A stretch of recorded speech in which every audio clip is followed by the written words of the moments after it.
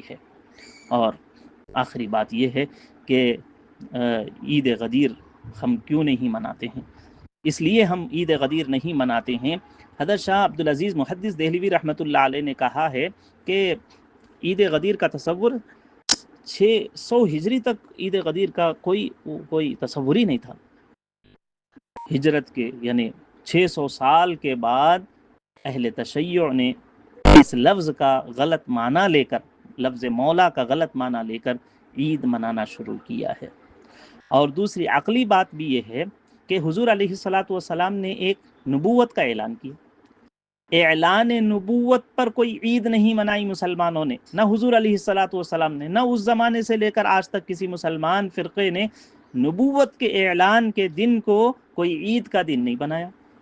تو جب اعلان نبوت کا دن عید کا نہیں ہو سکتا تو اعلان ولایت کا